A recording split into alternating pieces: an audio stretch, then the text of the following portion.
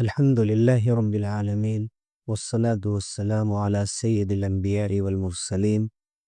سيدنا محمد وعلى آله وأصحابه أجمعين، أما بعد. فأعوذ بالله من الشيطان الرجيم. بسم الله الرحمن الرحيم.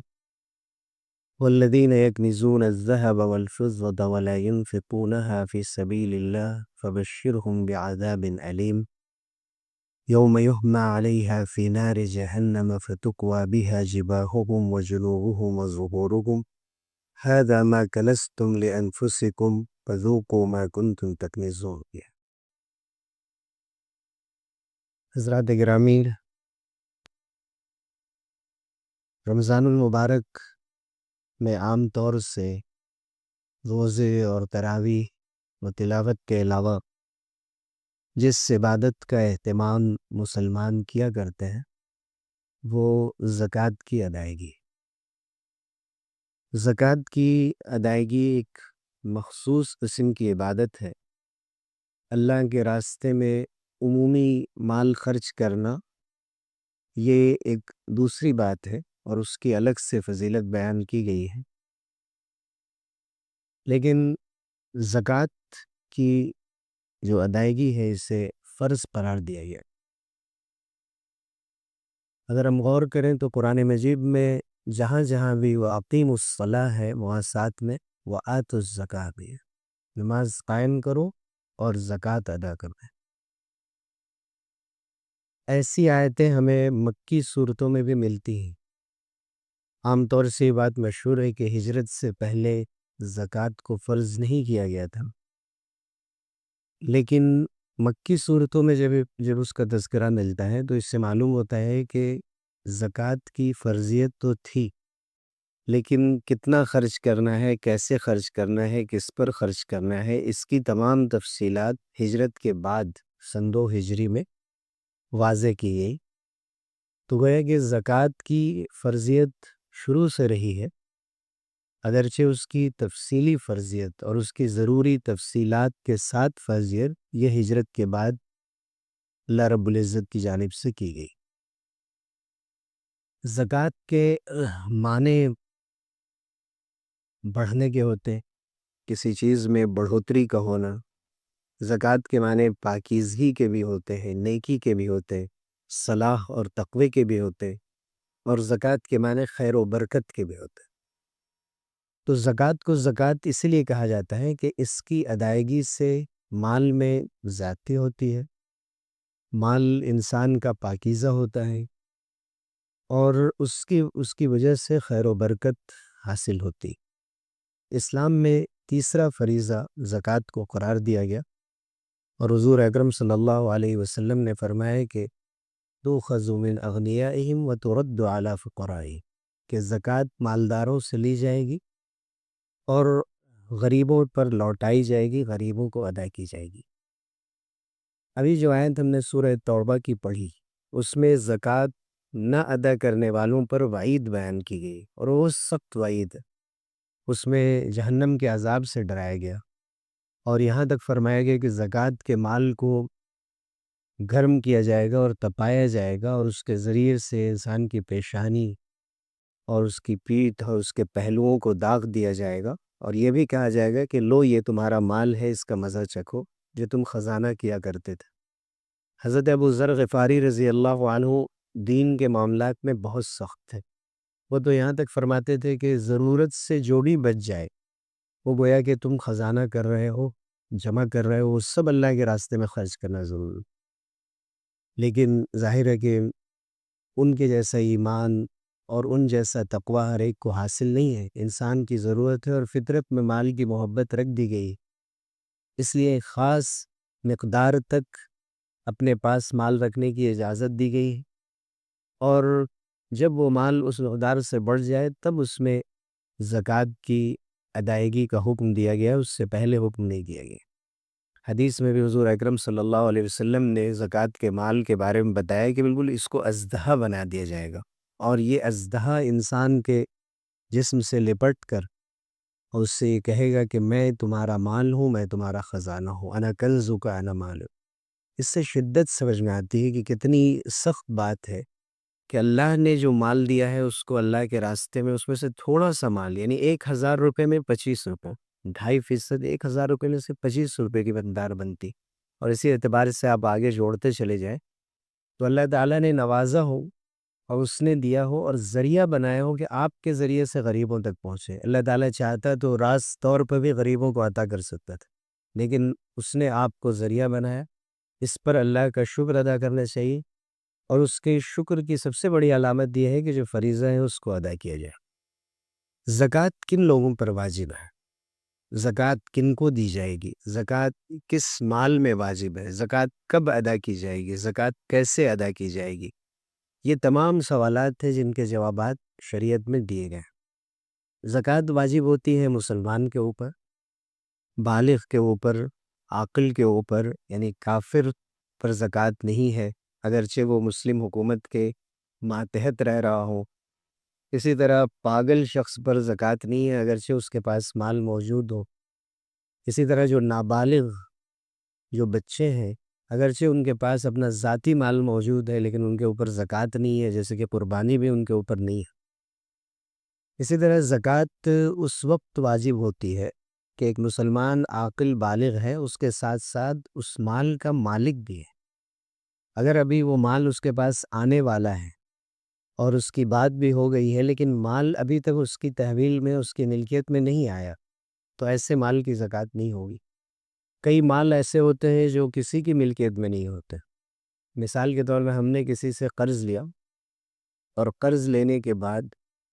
تاکہ اس کو اطمینان رہے کہ میں قرض ادا کر دوں گا، میں نے کوئی چیز ڈپازٹ کے طور پہ اس کے پاس رکھی، جسے اصل رہن کہا جاتا ہے. اصل رہن کا مفہوم حیدرآباد اور ممبئی وغیرہ میں بالکل بدل گیا ہے کہ سودی قرضے لے کر اور پھر اس کے بعد اس پہ جو کچھ رکھا جاتا ہے، یا اسی طرح سے سناروں کے پاس جو مال رکھا جاتا ہے اس کی بات نہیں ہو رہی. میں یہ جائز جو رہن رکھنے کا ہے کہ میں کسی سے قرض لیا، میں ادا کروں گا نہیں کروں گا اس کی گارنٹی کیا ہے، اس کے اطمینان کے لیے اپنی کوئی چیز گھڑی ہے اور کوئی چیز ہے، پیسے ہیں، اپنا گھر ہے، اس کے پاس ہم نے رکھ دیا، جس سے جس کے پاس رہن رکھا گیا ہے اس کو اس سے فائدہ اٹھانے کی اجازت نہیں. عام طور سے لوگ اٹھا رہے ہیں.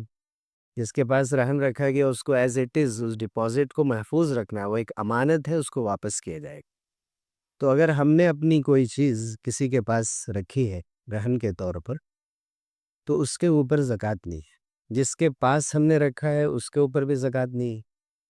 اور ہم نے رکھا ہے تو میرے اوپر بھی زکوٰۃ نہیں، چونکہ یہ چیز ابھی میرے پاس ہے نہیں، میری ملکیت میں، اور جس کو دیا ہے وہ اس کی ملکیت، اس کی چیز بنتی نہیں. تو اپنی ملکیت میں بھی پورے طور پر ہونا ضروری. اسی طرح بعض ایسے مال ہوتے ہیں کہ جن کو ہم کسی کو قرض میں دیتے ہیں اور اس کے ملنے کی پوری امید ہوتی ہے، یا ادھار سامان بیچتے ہیں جس کی قیمت کسی کے ذمے میں باقی رہتی ہے. اور بھی جو دوسرے بقایا جات ہوتے ہیں ان کی زکوٰۃ ہم ابھی بھی دے سکتے ہیں ملنے سے پہلے، چونکہ مجھے معلوم ہے کہ وہ ایک سائیکل ہے، ایک موقع سے وہ مال میرے پاس آتا رہے گا، تو ٹائم ٹو ٹائم ہم زکوٰۃ ادا کرتے چلے جائیں سال بہ سال تو زیادہ اچھا. لیکن واجب نہیں ہے. واجب اسی وقت ہے جب وہ مال اپنے ہاتھ میں آ جائے، اس کے بعد اس کی ادائیگی ہوگی. وقت سے ہر سال ادا کر دیا جائے اس لیے یہ زیادہ بہتر ہے کہ اگر 5 سال کے بعد وہ مال ملتا ہے تو 5 سالوں کی زکوٰۃ دینی ہوگی، چونکہ اس مال کا ملنا یقینی، اسے دین قوی کہا جاتا ہے، یعنی مضبوط قرض ہے جو ڈوبنے والا مال نہیں. اتفاقاً کبھی ڈوب جائے تو اور بات ہے، لیکن یہ معلوم ہے کہ یہ آتا جاتا رہتا ہے، یہ آپس میں لین دین ہوتی رہتی، تو پہلے ہی ادا کر دیا جائے تو اور بہتر ہے. لیکن ایسا مال جس کو مال زمار کہتے ہیں، جس کے ملنے کی کوئی امید نہیں، جس کو ہم نے دیا ہے، جو میرا مقروض ہے وہ دیوالیہ ہو چکا ہے یا دیوالیہ نہیں ہوا ہے لیکن معلوم ہے کہ وہ لوگوں کے قرضے واپس نہیں کرتا، وہ مال ڈوب چکا ہے، اس کی زکوٰۃ نہیں. جب وہ مال ملے گا، کبھی اتفاقاً مل گیا تو بھی بس 10 سال کے بعد وہ مال ملا، تو ایسا نہیں کہ 10 سالوں کی زکوٰۃ دینی پڑے، جو وہ مال ڈوب گیا تھا. اب اس کے بعد اپنے مال میں ہم ملا لیں گے دوسرے مالوں کے ساتھ، اس کا پر سال گزر جائے گا تب زکوٰۃ کی ادائیگی شرط ہو. زکوٰۃ کی ادائیگی سے پہلے یہ بھی دیکھنا چاہیے کہ جو ضروری چیزیں ہیں، حاجت اصلیہ جس کو کہتے ہیں، جو بالکل ضروری ہماری زندگی کی ضرورت ہے، مثلا رہنے کے گھر ہیں، استعمال کے کپڑے ہیں، ہماری گاڑیاں ہیں، کاسمیٹک آئٹمز ہیں، جو مشینیں ہیں جو ہماری کمپنی میں استعمال ہو، اور جو انسٹرومنٹس وغیرہ ہیں جن کے ذریعے سے سامان تیار کیا جاتا ہے، یعنی ایسی چیزیں کہ جو سامان تیار کرتی ہیں اور خود باقی رہتی ہے، اور اسی طرح سے کرائے پر جو گھر یا گاڑی ہم نے لگا رکھا ہے اور دوسرے سامان جو ہم کرائے پہ اٹھاتے ہیں، ایسی چیزوں پر زکوٰۃ نہیں ہے، چونکہ یہ ضروری استعمال کی چیز ہے۔ اس سے آگے جو چیزیں ہیں ان کے اوپر زکوٰۃ واجب ہوتی ہے۔ حج کے سفر کے جو اخراجات ہوتے ہیں، اس بارے میں بڑی بحث ہوئی ہے کہ ابھی مثلا حج کمیٹی میں ہم نے رجسٹر کر رکھا ہے یا پختہ ارادہ ہے کہ مجھے حج میں جانا ہے، اور وہ مال میں نے الگ کر کے رکھا ہے یا ذہنی طور پر سوچ لیا ہے کہ یہ پیسہ تو حج میں جانے والا ہے، اگرچہ الگ کر کے نہیں رکھا گیا۔ اب یہ دور ختم ہو گیا کہ لوگ مال کو الگ کر کے رکھیں کہ یہ اس کام کے لیے اور اس کام کے لیے، پیسے ہوتے ہی نہیں ہاتھ میں، سب کچھ ٹرانسفر اور ٹرانزیکشنز جتنے بھی ہوتے ہیں سب آن لائن ہونے لگے ہیں عام طریقے سے۔ تو اس وجہ سے ذہنی طور پہ بھی اگر سوچ لیا ہم نے کہ اتنا پیسہ فلاں جگہ جانے والا ہے، مثال کے طور پر حج کی ادائیگی کے لیے ہم نے رکھا ہے، تو چونکہ حج فرض ہے، حج فرض ہے، اور فرض حج کی ادائیگی میں جو پیسہ دیا جانا ہے وہ بھی ضروری خرچ ہے، اس کو حاجت اصلیہ میں ہی شمار کریں گے، ضروری حاجت۔ تو ایسی صورت میں وہ مال جو ہم نے حج کے خرچ کی ادائیگی کے لیے رکھا، جو ہم حج کمیٹی میں یا ٹریول ایجنسی کو دینے والے ہیں، وہ اس کے اوپر زکوٰۃ نہیں ہے۔ لیکن جو ہم نے جدے میں اور ریاض میں اور مکے اور مدینے میں اپنے شاپنگ کے لیے رکھا ہے، اس کو حج کے خرچ میں نہیں شامل کریں۔ بہت سے لوگ وہ اپنا لیمٹ بنا لیتے ہیں کہ مجھے 5 لاکھ روپے لے کر جانا ہے، 10 لاکھ روپے لے کر جانا ہے اور یہ پورا حج میں خرچ ہے، ان سب کو منہا نہیں کیا جائے گا۔ صرف حج کے جو ضروری اخراجات ہیں وہ الگ کیے جا سکتے ہیں۔ زکوٰۃ کس مال کی دینی ہے؟ سب سے پہلے تو سونا چاندی، وہ کسی بھی فارم میں۔ یہ بحث بہت تیزی سے اٹھائی جاتی ہے کہ استعمال کے زیور میں جو عورتیں زیور پہنتی ہیں ان میں زکوٰۃ نہیں۔ حضرت امام شافعی رحمۃ اللہ علیہ کے پاس ان میں زکوٰۃ نہیں، لیکن بہت سے شواف علماء بھی اس میں زکوٰۃ کے قائل ہیں، اور احتیاط یہی ہے چونکہ حدیث ترمذی اور ابو داؤد میں بالکل صاف ہے۔ بعض علماء نے اس کی تعویل کی ہے، لیکن بالکل صاف واضح حدیثیں ہیں کہ جن میں حضور صلی اللہ علیہ وسلم کے پاس 2 خواتین آئیں، ہاتھ میں انہوں نے سونے کے کنگن پہن رکھے تھے۔ حضور نے کہا کہ تم زکوٰۃ دیتی ہو لیکن یہ زکوٰۃ تو نہیں ادا کرتے، کیا تمہیں یہ بات پسند ہوگی کہ اللہ تعالیٰ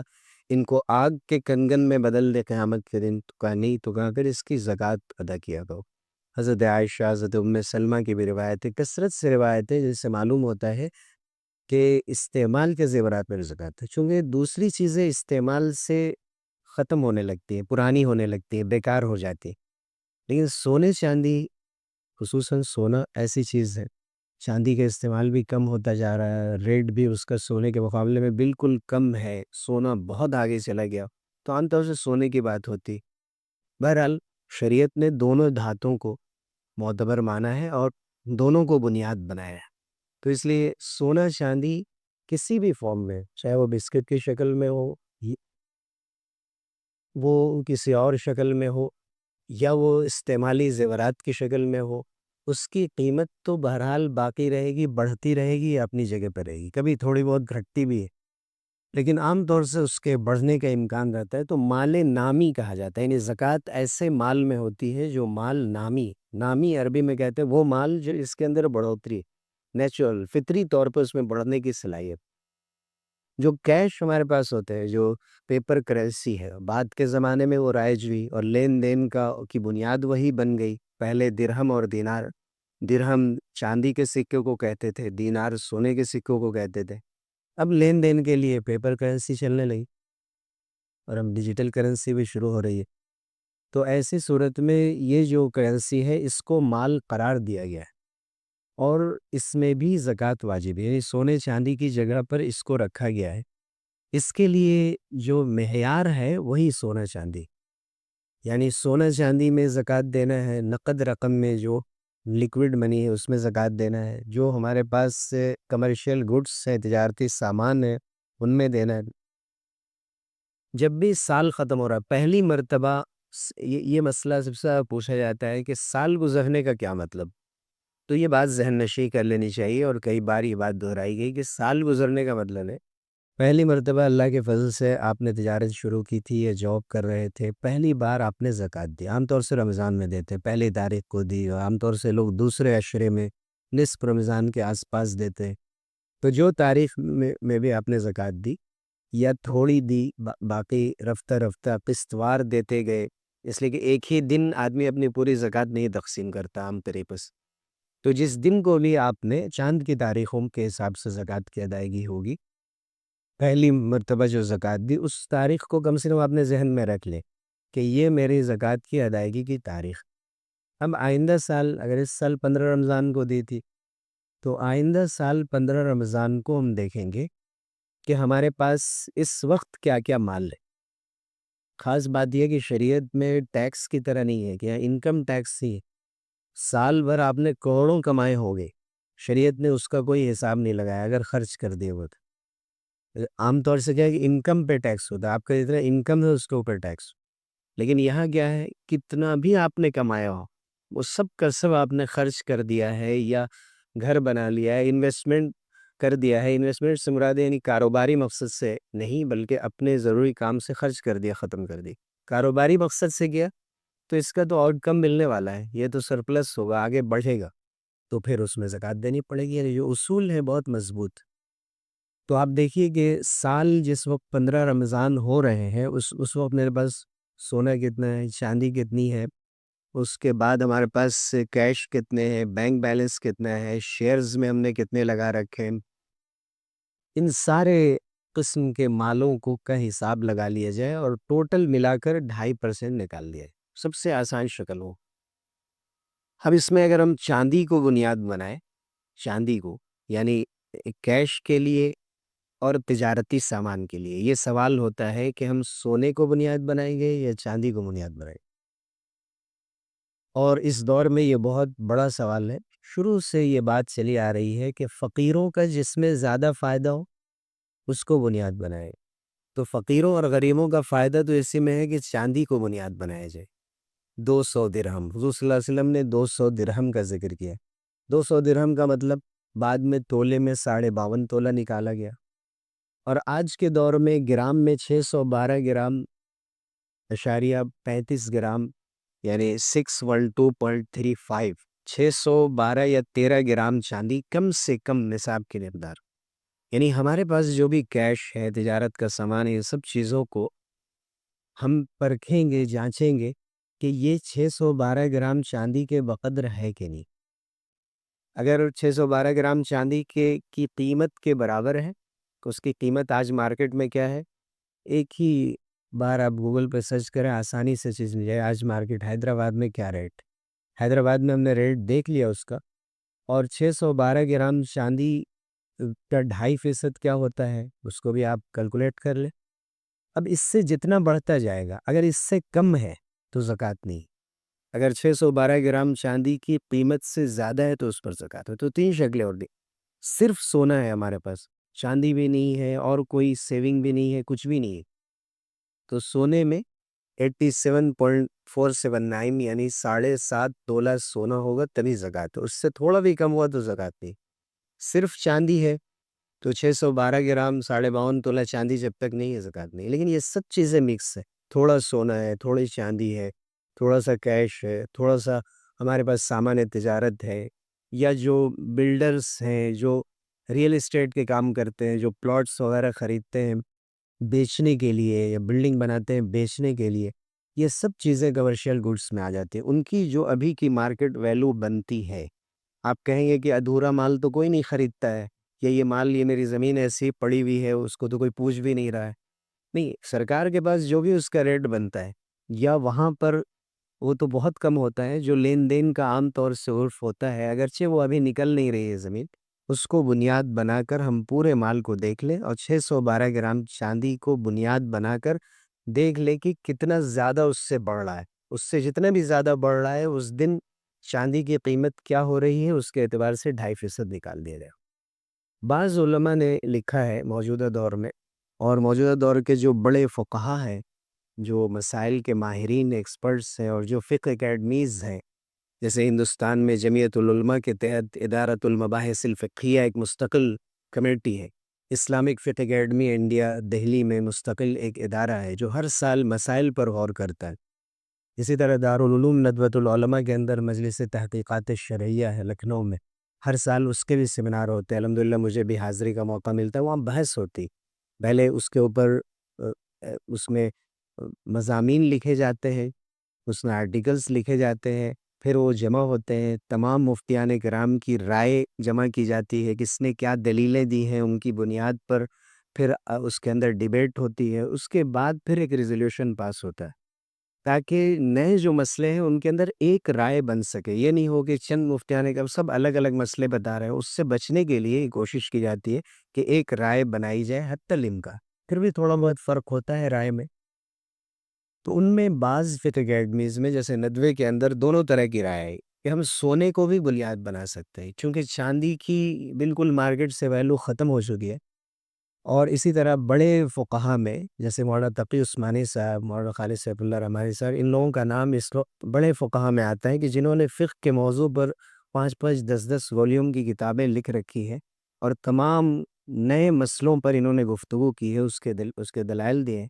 اور جس موضوع کا بھی جو ایکسپرٹ ہے، اگر تجارت کا مسئلہ ہے تو اس کے ایکسپرٹ سے معلوم کیا، میڈیکل کا مسئلہ ہے تو اس کے ایکسپرٹ سے معلوم کیا، فائنانس کا مسئلہ ہے تو اس کے ایکسپرٹ سے، انہوں نے جو رائے دی اس کی بنیاد پہ پھر شرعی تحقیقات کی گئی۔ تو مولانا خالد صاحب اللہ رحمانی صاحب کی بھی رائے یہ ہے کہ سونے کو بنیاد بنایا جائے، اس لیے کہ چاندی کی 612 گرام کی کا جو آج بھی آپ ریٹ دیکھیں گے تو 30-40 ہزار روپے سے زیادہ ریٹ نہیں، اور یہ بہت معمولی مقدار ہے، اتنے مال کے مالک کو عام طور سے معاشرے میں امیر نہیں سمجھا جاتا، غنی نہیں سمجھا جاتا، غریب سمجھا جاتا۔ تو سونے کو اگر بنیاد بنایا جائے تو پھر ایسی شکل میں جب تک ہمارے پاس 87 گرام سونے کی قیمت نہ ہو اس سے پہلے ہمارے اوپر زکوٰۃ واجب نہیں۔ یہ تو ہم نے آپ کو آسانی کے لیے ذکر کر دیا کہ یہ فتویٰ بھی موجود ہے اور یہ تحقیق بھی موجود ہے، لیکن زکوٰۃ میں پھر بھی ہم کہیں گے کہ ابھی بھی بہت سے علماء کی رائے چاندی کی ہی ہے، اور احتیاط اسی میں ہے، اور دینا بالکل تھوڑا سا پڑتا ہے، 1000 روپے میں ایسے بھی ہم صدقہ وغیرہ دیتے رہتے ہیں، تو ہم زکوٰۃ کی نیت سے اگر ادا کر دے تو کوئی شک و شبہ نہیں رہ جائے گا اور ہم بالکل بری ہو جائے گی، لیکن ہم ضروری اور لازمی نہیں قرار دے رہے۔ اسی طرح سے دیکھنے کی چیز یہ ہے کہ اگر کچھ مال 15 رمضان سے 4-5 روز پہلے اس میں بڑھتا ہے تو کیا اس پر الگ سے سال گزرنے دیا جائے گا؟ نہیں، جو بھی بیچ میں اضافہ ہوگا وہ سب اس میں ایڈ ہوتا چلا جائے گا، اور جو بھی خرچ ہو گیا ہے اس کا کوئی حساب نہیں۔ اچھا، جہاں تک قرض کی بات ہے تو قرض کے بارے میں ہم نے بتا دیا کہ جو قرض ہم نے دوسروں کو دے رکھا ہے اتنا مال ہم اس میں سے چاہیں گے تو ہم اس کی زکوٰۃ ابھی ادا کر دیں یا ملنے کے بعد ادا کر دیں، لیکن یہ ہوتا ہے کہ کبھی ہم نے قرض لے رکھا ہے کسی اور سے، تو زکوٰۃ ادا کرتے وقت اگر 5000 روپے ہم نے لے رکھے ہیں تو 5000 روپے کو حساب میں مت لائیے، اس لیے کہ وہ تو ہم کو قرض میں ادا کرنا ہے، تو اس کی زکوٰۃ ہمارے اوپر نہیں ہو۔ اور اگر کوئی ہم نے ایسا قرض لے رکھا ہے جو سرکاری یا غیر سرکاری ایسے لمبے قرضے ہوتے ہیں، یعنی طویل المیعاد طویل الاجل قرضے ہوتے ہیں، قسطوں میں اس کی ادائیگی ہوتی ہے، اس سے بحث نہیں کر رہا ہوں میں ابھی کہ وہ جائز ہے یا ناجائز ہے، اور لون کے بارے میں بات نہیں کر رہا ہوں، اگر لے رکھا ہے تو پھر ایسی شکل میں ہر سال ہمیں ایک خاص انسٹالمنٹ ادا کرنا ہوتا ہے، تو اس سال جو ادا کرنا ہے صرف اتنا ریڈیوس کریں گے، پورے قرض کو نہیں کریں گے، چونکہ آپ کو تو بھی 10 سال تک 20 سال تک آپ دے سکتے ہیں، تو اگر وہ پورا حساب کر لیں گے تو کبھی آپ کے اوپر زکوٰۃ ہوگی ہی نہیں، تو اس سال جو ادائیگی کرنی ہے اتنا حصہ آپ الگ کر دیں، اس کو زکوٰۃ کے مال میں شمار نہیں کریں گے۔ اچھا، مال تجارت اس کو کہتے ہیں، عام طور سے اس میں بھی شبہ ہوتا ہے، 3 طریقے سے خریداری ہوتی ہے۔ کبھی ہم کوئی چیز خریدتے ہیں، یہ طے ہوتا ہے کہ اپنے استعمال کے لیے خرید رہے، اس میں زکوٰۃ نہیں۔ کبھی خریدتے ہیں، دونوں طرح کی نیت ہوتی ہے، اچھا ریٹ ملا تو بیچ دیں گے یا تو خود استعمال کریں گے، اس میں بھی زکوٰۃ نہیں۔ خریدتے وقت سوچا تھا کہ خود استعمال کریں گے، بعد میں جا کر ایک دن اچانک خیال آیا کہ اس کو بیچ دیں گے، تو اس کی وجہ سے یہ مال تجارت نہیں بن جائے گا، یعنی نیت کے بدلنے سے بھی اس پر زکوٰۃ نہیں ہوگی۔ صرف ایک شکل میں زکوٰۃ واجب ہوتی ہے کہ انویسٹمنٹ کی نیت سے ہی خریدا ہے، خریدتے وقت ہماری پختہ نیت ہے کہ میں اپنے کاروبار کے لیے خرید رہا ہوں، میں آگے بڑھانے کے لیے، بیچنے کے لیے خرید رہا ہوں، صرف اس صورت میں زکوٰۃ واجب ہوتی ہے۔ اگر دو تین طرح کی نیت ہے تب بھی نہیں، یا استعمال کے لیے کیا تھا بعد میں نیت بدل گئی تب بھی نہیں، جب عملاً اس کو بیچ دیں گے تو پھر دوسرے مالوں کے ساتھ سال گزرنے پر اس کی زکوٰۃ ادا کی جائے گی۔ دو چار اور ضروری مسئلے ہیں، اس کو میں اپنی بات ختم کروں گا۔ اسی طرح سے زکوٰۃ جن لوگوں کو دی جاتی ہے ان کے مصارف بیان کر دیے گئے ہیں شریعت میں۔ سورہ توبہ کی آیت نمبر 60 میں ہی 8 مصارف بیان کیے گئے، جن میں ایک مصرف مؤلفۃ القلوب کا ہے، وہ لوگ جو نئے نئے مسلمان ہوئے ہوں۔ تو اگر وہ ضرورت مند ہے تب تو ظاہر ہے کہ ان کو دیا جائے گا، ضرورت مند نہیں ہے تب بھی قرآن کے مطابق ان کو زکوٰۃ دی جائے گی تاکہ وہ اسلام سے جڑے رہیں۔ لیکن حضرت عمر ابن خطاب رضی اللہ عنہ نے اپنے زمانے میں یہ دیکھا کہ اسلام غالب ہو چکا، تو انہوں نے کہا کہ اب ہمیں لوگوں کو صرف جوڑے رکھنے کے لیے یا ان کے اسلام لانے کی کسی کی امید ہے، اگرچہ ابھی وہ مسلمان نہیں ہوا، تو ایسے لوگوں پر خرچ کرنے کی اب ضرورت باقی نہیں رہی۔ زیادہ تر علماء اسی کے قائل ہیں۔ موجودہ دور میں بعض علماء کا یہ ماننا ہے کہ جہاں کہیں ایسی سچویشن ہو جائے کہ کسی کی زبان بند کرنے کے لیے، کسی کے شر سے بچنے کے لیے، یا کسی کو اسلام سے قریب کرنے کے لیے، یا اسلام پر جمانے کے لیے، ابھی نئے نئے مسلمان ہوا، اگر ضرورت پڑ جائے اور زکوٰۃ کے علاوہ کوئی مال نہ ہو، شدید مجبوری ہو، تو ایسی صورت میں خرچ کیا جا سکتا ہے، چونکہ قرآن نے اصلاً اس کی اجازت دی۔ اسی طرح سے ایک مسئلہ اس میں غلام کو آزاد کرنے کا ہے، غلامی کا دور بھی نہیں رہا، اس کی صرف ایک شکل کے بارے میں کہتے ہیں، گردن چھوڑانے کا لفظ ہے، غلام کا لفظ نہیں ہے۔ عام طور سے یہ لفظ غلام کے لیے استعمال ہوتا ہے، تو گردن چھوڑانے میں اب وہ لوگ کہ جو بے قصور قیدی ہوں اور جیلوں میں گرفتار ہے، محروس ہیں، ایسے لوگوں کی آزادی کے لیے بھی زکوٰۃ کا مال خرچ کیا جا سکتا ہے، چونکہ وہ بھی ایک طرح سے گردن چھڑانا ہے، عملی طور پہ وہ بھی غلامی کی زندگی بسر کر رہے ہیں۔ اس کے علاوہ 6 مصرف بچ جاتے ہیں، فقراء اور مساکین۔ فقیر کہتے ہیں جو بالکل اس کے پاس کچھ نہ ہو، بالکل تنگ دست اور کنگال ہو۔ مسکین جس کے پاس ہو لیکن ضرورت پوری نہ ہوتی ہو، تنگی کے ساتھ گزر بسر ہوتا ہے، تو یہ دونوں تو غریبوں میں آ گئے۔ والمؤلفۃ قلوبہم وفی الرقاب والغارمین، غارمین کہتے ہیں ایسے لوگ کہ جو مقروض ہیں، قرض کے تلے ڈوبے ہوئے ہیں، چاہے جائز قرض لیا ہو یا ناجائز قرض لیا ہو، بہرحال ہے تو وہ قرض میں ڈوبے ہوئے، تو ان کو قرض میں سے نکالنا ضروری ہے، اس کے لیے زکوٰۃ ان کو دے سکتی، اگرچہ ان کے پاس اچھے گھر ہوں، اچھی گاڑی ہو۔ وفی سبیل اللہ وابن السبیل، اسی طرح سے فی سبیل اللہ سے مراد ہے مجاہدین کے اوپر خرچ کرنا۔ بعض علماء نے دینی تعلیم حاصل کرنے والوں، چونکہ وہ بھی اللہ کے راستے میں وقت گزار رہے ہو، ان پر بھی خرچ کرنے کو اسی میں شامل کیا ہے، لیکن زیادہ تر علماء اس میں قید رکھتے ہیں کہ نہیں، دینی تعلیم حاصل کرنے والے دو طرح کے لوگ ہوں، جو ضرورت مند ہیں وہ فقراء اور مساکین کے دائرے میں آئیں گے، ان پر خرچ کیا جائے گا، جو ضرورت مند نہیں ہے وہ پڑھنے کا انتظام اپنی طرف سے کریں گے۔ اور اس کے بعد مسافر کا ذکر کیا گیا، وابن السبیل، جو مسافر ہے، مسافر ہو سکتا ہے کہ گھر میں بہت دولت مند ہو لیکن یہاں پر وہ محتاج ہو گیا ہے سفر کی حالت میں، تو اتنا دینا کہ کم سے کم اس کے ضروری اخراجات نکل جائیں، اور اپنے کو نہیں دے سکتے۔ اسی میں نواسے نواسیاں، پوتے پوتیاں، ان میں سے کسی کو نہیں، یعنی اوپر تک اور نیچے تک جو خون کا رشتہ ہوتا ہے، اور میاں بیوی ایک دوسرے کو نہیں دے سکتے۔ اس کے علاوہ بھائی بہن ہیں، بھانجے بھاجیاں ہیں، خالہ پھوپھی ماموں چچا وغیرہ جتنے بھی رشتہ دار ہیں، سب کو زکوٰۃ دی جا سکتی ہے، اور ان کو زکوٰۃ دینے کا دوہرا فائدہ ہے، زکوٰۃ کی ادائیگی کا ثواب اور صلہ رحمی کا ثواب، رشتے کو نبھانے کا جو حکم ہے اس کا ثواب۔ اسی طرح دینی تعلیم میں لگے ہوئے بچوں پر خرچ کرنے میں بھی دوہرا ثواب ہے، ایک زکوٰۃ کی ادائیگی کا، اور اس کے ذریعے سے دین کی حفاظت ہوتی ہے، دین کی اشاعت ہوتی ہے، یہ نیت کر لینی چاہیے، اس نیت سے اگر ہم دیں تو۔ اسی طرح جو دوسرے لوگ سماج میں، دوسرے بھی بہت سے علوم جو فرض کفایہ کے درجے میں آتے ہیں، سماج میں اچھے ڈاکٹروں کا ہونا بھی ضروری ہے، اچھے انجینئرز کا ہونا بھی ضروری ہے، تو جو لوگ یہ تعلیم بھی حاصل کر رہے ہیں،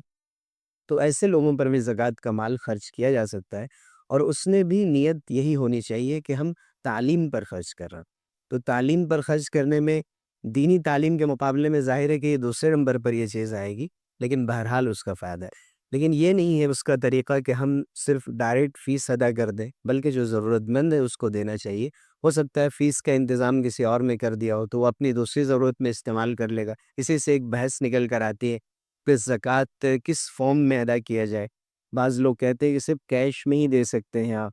آپ گروسری آئٹم میں یا کپڑوں کی شکل میں یا دوسرے شکل میں نہیں دے سکتے۔ ابھی ایک ویڈیو بھی اس سلسلے میں عام ہوا تھا، لوگوں نے پوچھا، حقیقت یہ ہے کہ افضل تو یہی ہے کہ کیش دیا جائے تو انسان اپنی ضرورت کے مطابق خرچ کر لے گا، لیکن کسی بھی فارم میں اگر آپ دے رہے ہیں تو زکوٰۃ کی ادائیگی ہو جائے گی۔ چونکہ جو لوگ کاروبار کرتے ہیں ان کو آسانی ہوتی ہے، جس کے جوتے کا کاروبار ہے وہ جوتوں میں زکوٰۃ کی ادائیگی کر دے، جس کے کپڑوں کا کاروبار ہے وہ کپڑوں میں زکوٰۃ کی ادائیگی کر دے۔ اسی طرح غلے چونکہ عام طور سے اگر زیادہ بھی ہو جائیں تو گھر میں استعمال ہوتے ہیں، اور اس لیے اس میں آسانی ہوتی ہے ادائیگی میں، تو ادائیگی کی جائے تو ادائیگی ہو جائے گی۔ اسی طرح سے یہ ایک بحث ہوتی ہے کہ زکوٰۃ کی ادائیگی کیا سال گزرنے سے پہلے کی جا سکتی؟ اگر سال ابھی مکمل نہیں ہوا ہے، کوئی ضرورت مند آ جائے، تقاضا موجود ہے،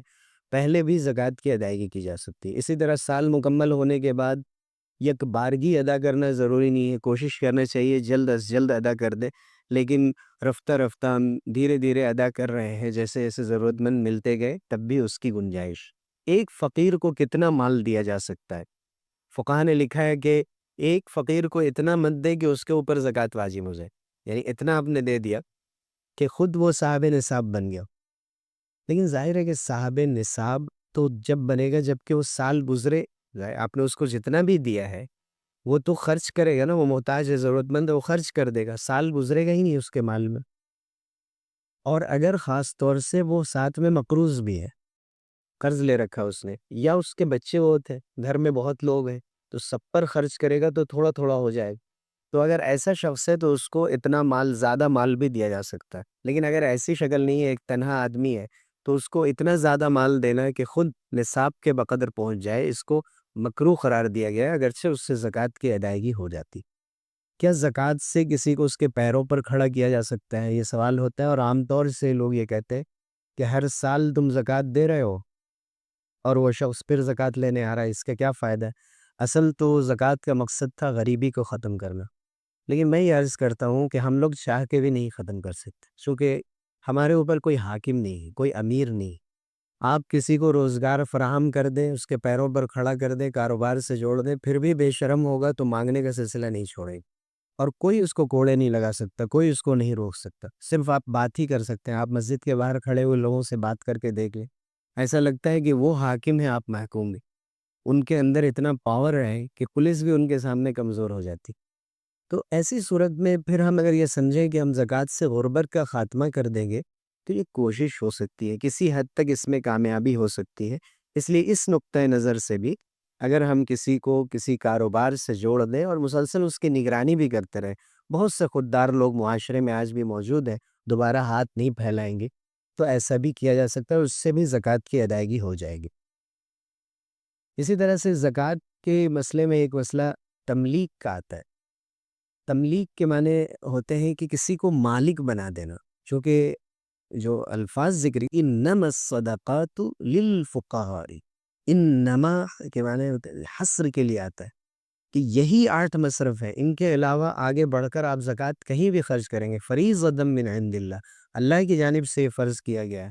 واللہ علیم حکیم، اللہ بہتر اپنی مصلحتوں اور حکمتوں سے واقف ہے۔ اب ہمارے نزدیک سماج کے بہت بڑے بڑے کام ہو سکتے ہیں، ہاسپٹل بنانا اور اسکول بنانا اور اس سے سارے کام، لیکن آپ کہیں کہ زکوٰۃ میں سے دے دیں تو درست نہیں ہے، کیونکہ انما جب قرآن میں کہہ دیا گیا ہے کہ یہی 8 مصرف ہے اور یہاں بلڈنگ بنانے کا ذکر نہیں ہے۔ اسی طرح لام جو اس میں آیا ہے یہ ایسے ہی نہیں ہے، لام کے معنی کسی کو، کسی کے لیے، اس کو مالک بنانے کے لیے، اس کی تحویل میں جب تک آپ نہیں دیں گے۔ اسی طرح زکوٰۃ وآتوا الزکوٰۃ واقیموا الصلاۃ وآتوا الزکوٰۃ، اور زکوٰۃ کی ادائیگی کرو۔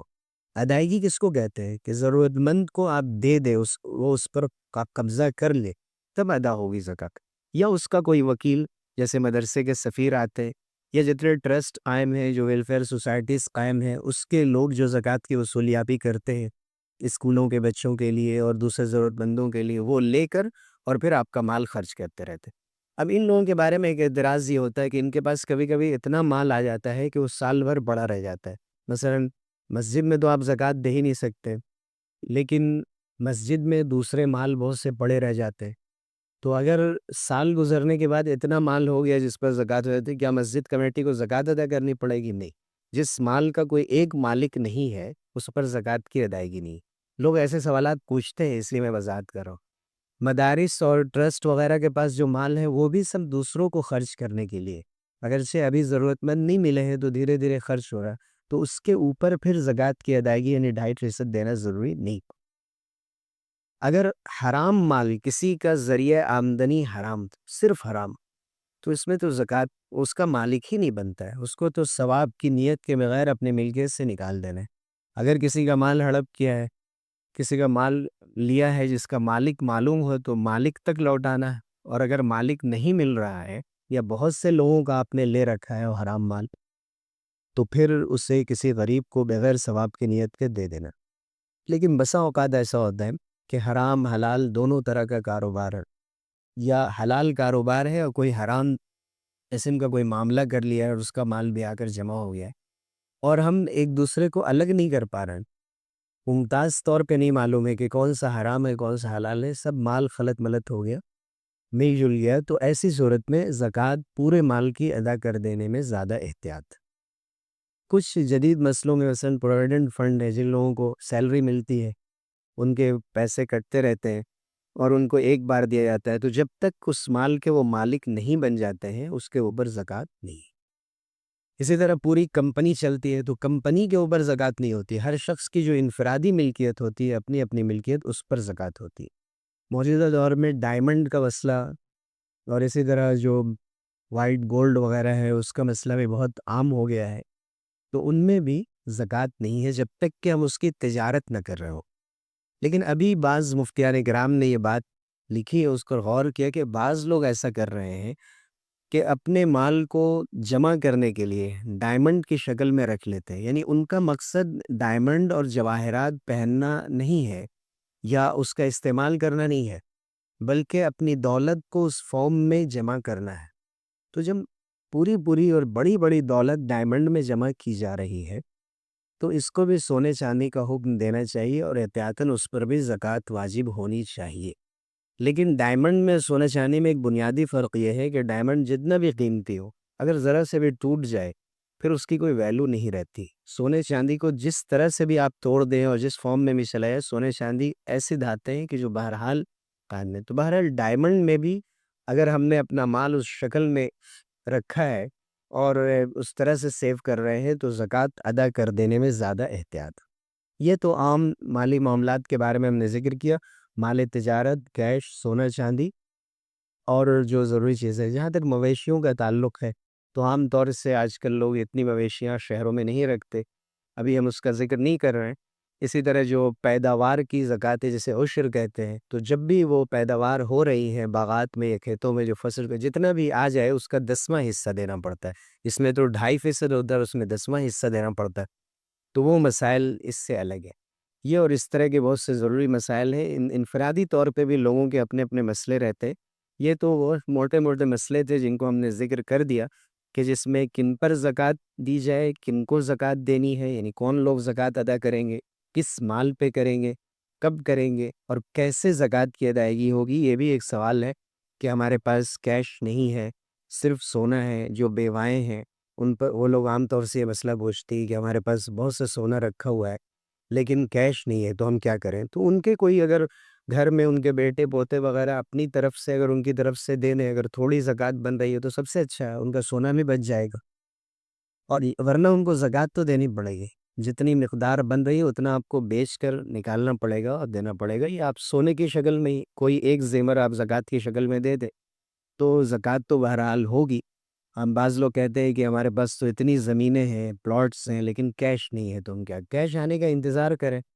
کسی سے قرض لے کر دیں، کچھ بھی کریں، لیکن زکوٰۃ تو دینی ہے۔ اپنا اگر زندگی کا کوئی مسئلہ پڑ جائے، بیٹی کی شادی ہو تو حل نکال لیتا ہے، اللہ کا حق دینا ہو تو طرح طرح کے ہیلے بہانے کیے جاتے ہیں جو اللہ کے نزدیک مقبول نہیں۔ تو اللہ رب العزت ہمیں عمل کی توفیق سے نوازے، اور زکوٰۃ کے آپ کے کچھ انفرادی مسائل اگر ہوں تو ضرور آپ سوالات رکھیں۔ روزے کا بھی ہم نے سوچا تھا، روزے کے بھی اگر کچھ سوالات ہوں تو آپ پوچھ لیں تاکہ وہ موضوع بھی مکمل ہو جائے۔ جزاک